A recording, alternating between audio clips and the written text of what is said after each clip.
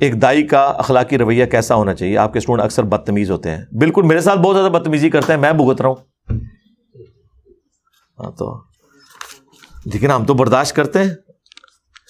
بدتمیزی جو کوئی کرتا ہے نا جی, تو وہ خود ہی اپنے اعمال کا جواب دے. ایسے ہونا نہیں چاہیے, بالکل غلط ہے. ہم نے تو کوئی کسی کی تربیت نہیں کی ہے. مجھے یہ بتائیں کہ ہمارے کس اسٹوڈنٹ نے کسی شخص کو رفع الیدین نہ کرنے کے اوپر مسجد سے نکالا ہے, یا گالی گلوچ کی ہے, یا گستاخ رسول کا فتویٰ لگایا؟ ہم تو وکٹم ہیں ابھی تک, ہم بھی اور ہمارے اسٹوڈنٹس بھی.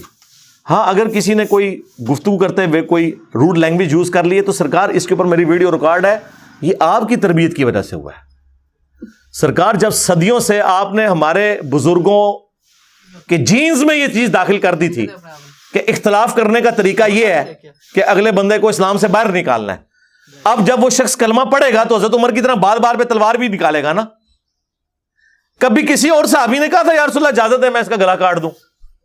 بخاری مسلم میں درجنوں جگہ حضرت عمر ہی کیوں تلوار نکالتے تھے؟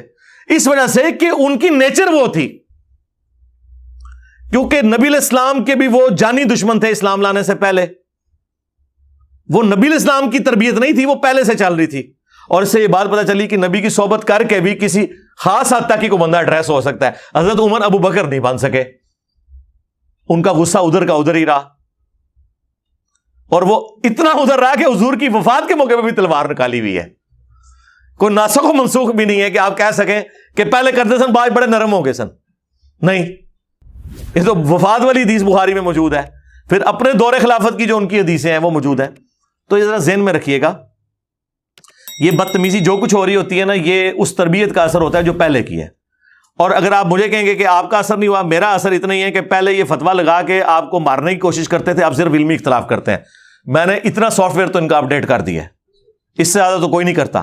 پھر بھی اگر کوئی کرتا ہے تو اللہ تعالیٰ اسے ہدایت دے. ہم نے تو کبھی کسی کی یہ نہیں کیا. اور ہو سکتا ہے وہ آپ اس کو بدتمیزی سمجھ رہے ہو, بدتمیزی نہ ہی ہو.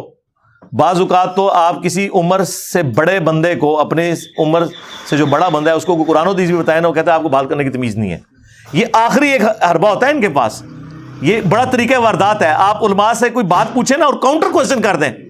سرکار میں آج تک اپنی زندگی نہ ایف ایس سی نہ انجینئرنگ یونیورسٹی کوئی ٹیچر نہیں دیکھا کہ جس سے ہم نے پوری بحث کر کے کوئی مسئلہ ڈسکس کیا ہو بھرے مجمع میں, بھری کلاس میں, اور اس نے کبھی کہا ہو کہ آپ کو بات کرنے کی تمیز نہیں ہے.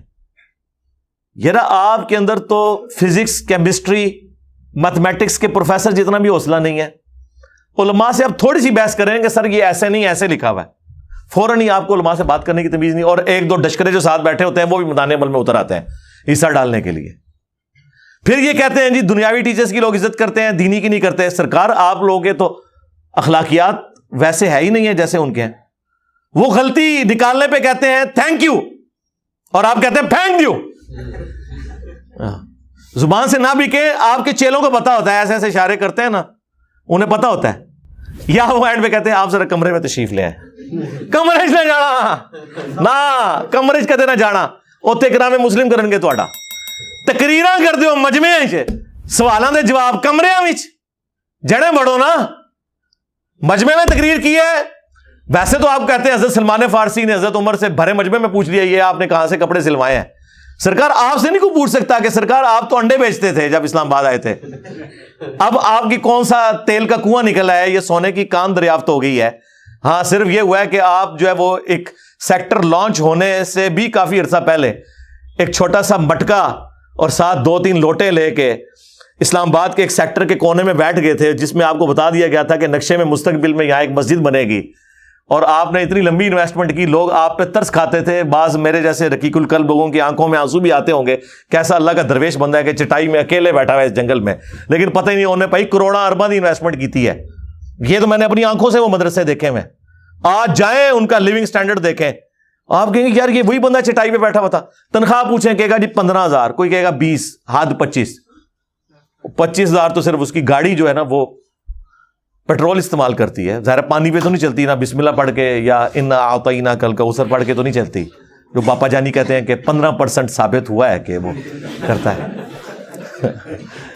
ٹھیک ہے, परसेंटेज भी कट ली है इन्होंने, अंदाजा करो यार। यार देखो, यानी बाद में वजन पैदा करने के लिए पूरी परसेंटेज बयान कर दी आपसे।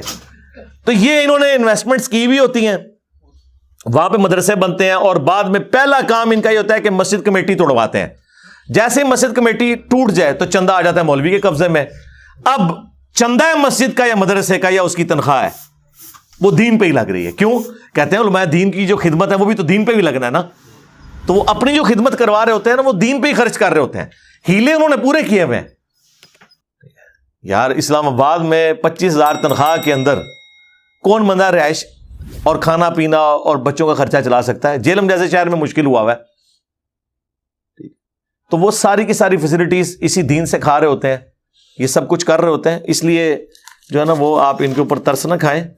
तो ये वो बात शुरू हुई थी अखलाकी रवैये से, और कहाँ से कहाँ पहुँच गई। बेफिक्र रहें जनाब, इंशाअल्लाह।